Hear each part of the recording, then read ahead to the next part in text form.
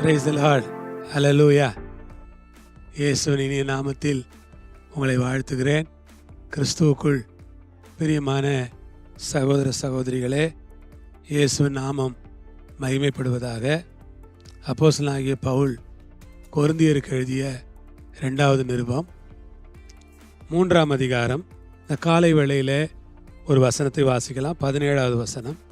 கர்த்தரே ஆவியானவர், கர்த்தருடைய ஆவி எங்கேயோ அங்கே விடுதலையும் உண்டு. பைபிள் சொல்லுகிறது கர்த்தரே ஆவியானவர், கர்த்தருடைய ஆவி எங்கேயோ அங்கே விடுதலையும் உண்டு. பிரியமான கர்த்தருடைய ஜனங்களே, கர்த்தர் யார்? கர்த்தரே ஆவியானவர். பைபிள் அழகாக சொல்லுகிறது கர்த்தரே ஆவியானவர். ஆம் பிரியமானவர்களே, கர்த்தரே ஆவியானவர். கர்த்தருக்கு ஸ்தோத்திரம். கர்த்தரே ஆவியானவர். ஆவியாக இருக்கிற கர்த்தர், அருவியாக இருக்கிற கர்த்தர், சொருபியாக இருக்கிற கர்த்தர் ஆவியானவர். ஆவியானவரை இந்த காலையிலே நான் உயர்த்துகிறேன். ஆவியானவரை இந்த காலையிலே நான் மகிமைப்படுத்துகிறேன். ஆவியானவரை இந்த காலை வேளையிலே நான் கனப்படுத்துகிறேன்.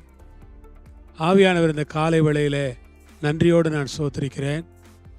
ஆவியானவரை இந்த காலை வேளையிலே எல்லா மகிமைக்கும் துதிக்கும் பாத்திரராக இருக்கிற அந்த ஆவியானவரை நான் ஸ்தோத்திரிக்கிறேன்.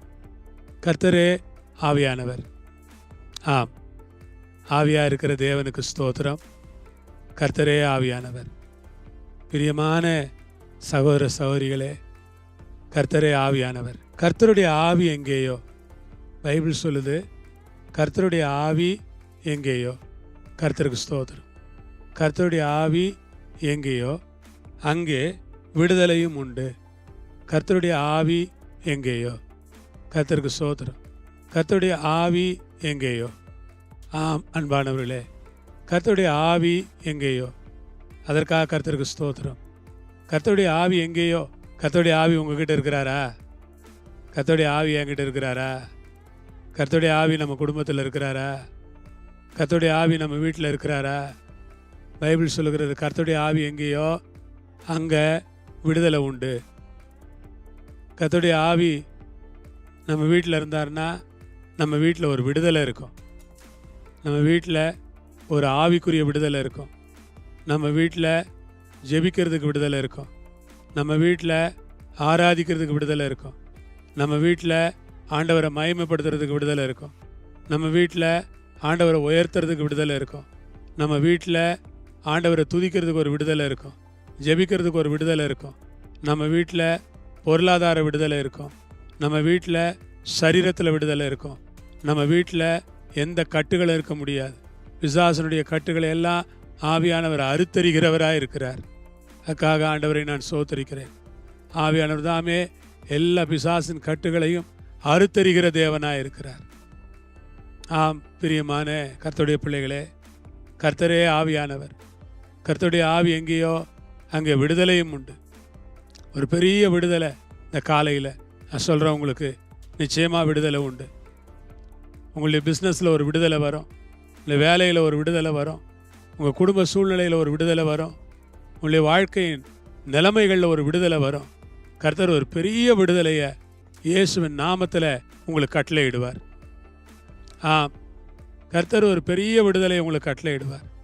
சாதாரணமானவர் இல்லை, விடுதலை கொடுக்குற கர்த்தர். கர்த்தர் உங்களுக்கு விடுதலை கொடுப்பார்.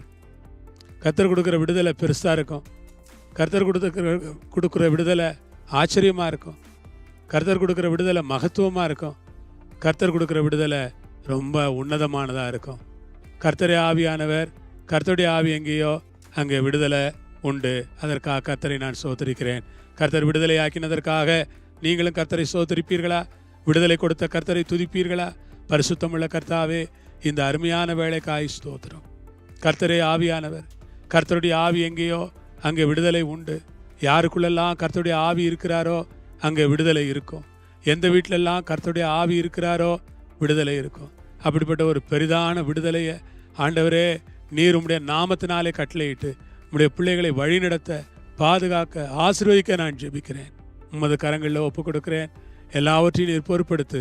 கிருபையாக இருந்து நடத்துவீராக. உம்முடைய நாமத்தை உயர்த்தி கொள்ளும். துதிகன மகிமை எல்லாம் உமக்கு இயேசுவின் நாமத்தில் கேட்கிறோம் பிதாவே. ஆமேன். அல்லேலூயா. கர்த்தர் உங்களை ஆசீர்வதிப்பார், விடுதலை தருவார். ஆமேன்.